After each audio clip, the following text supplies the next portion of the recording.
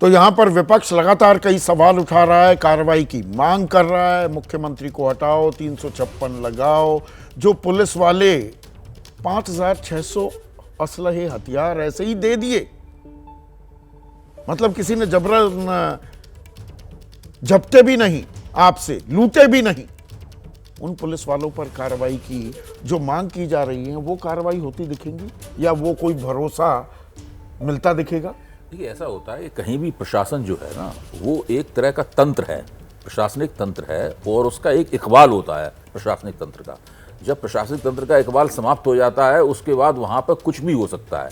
और ख़ास तौर से जहाँ पर जातीय हिंसा का माहौल हो, जहाँ पर जातीय हिंसा का माहौल हो, वहाँ पर ये चीज़ें उन तरीक़ों से घटित होती हैं जिनकी हम यहाँ बैठकर कल्पना भी नहीं कर सकते।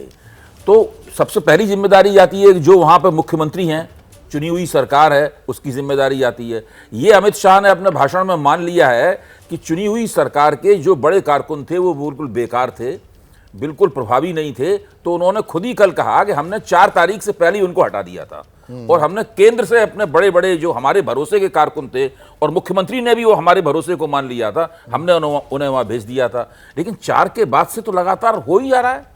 आपने इकबाल शब्द का इस्तेमाल किया। शिवम, सरकारें इकबाल से चलती हैं। मणिपुर में इकबाल बचा है सरकार का? बिल्कुल बचा है संदीप जी। और जहां तक बात शुरुआत में कल इस देश के गृह मंत्री ने भी कही और बारंबार उस बात को रिपीट भी किया कि जब हमने वहां पर स्थितियां इस तरह की देखी तो चीफ सेक्रेटरी को हटाया गया, डीजी को हटाया गया, और हमने यहां से सीएपीएफ के जवान भेजे और तमाम तरह की चीज़ें की। जहां तक इकबाल की बात है, अगर हम मणिपुर की बात करें तो अप्रॉक्सीमेटली 54 साल के इतिहास में 11 बार चीफ मिनिस्टर्स वहां पर बने हैं, 10 बार राष्ट्रपति शासन लगा है। आज हम 2023 में बैठे हैं, लेकिन क्या इसकी स्थिति सुलझी?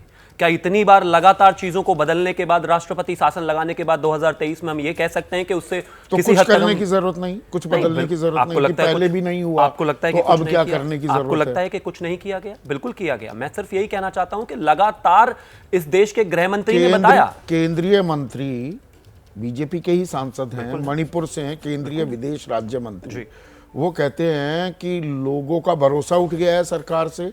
रवांडा से भी बुरे हालत हो चुके हैं मणिपुर के।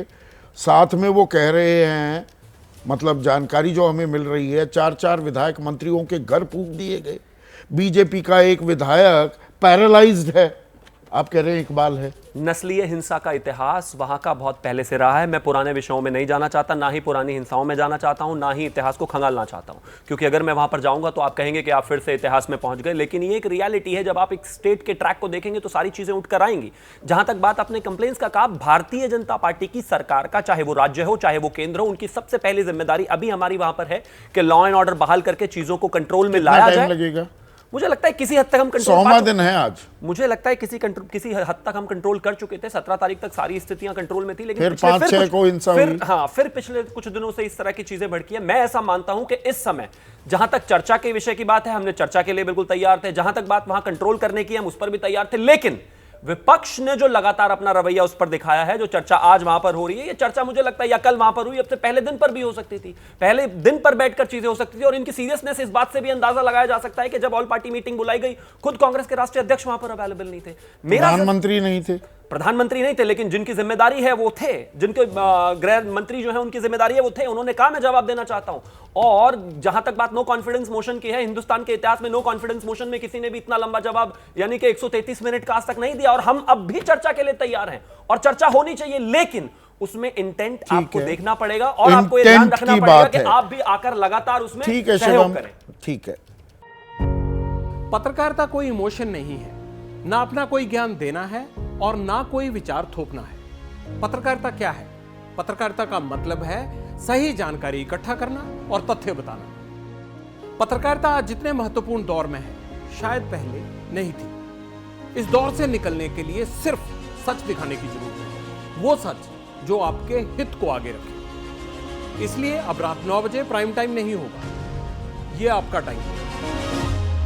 जगविंदर पटियाल के साथ देखिए पब्लिक इंटरेस्ट 17 जुलाई से सोमवार से शुक्रवार रात 9 बजे सिर्फ एबीपी न्यूज पर। एबीपी न्यूज आपको रखे आगे।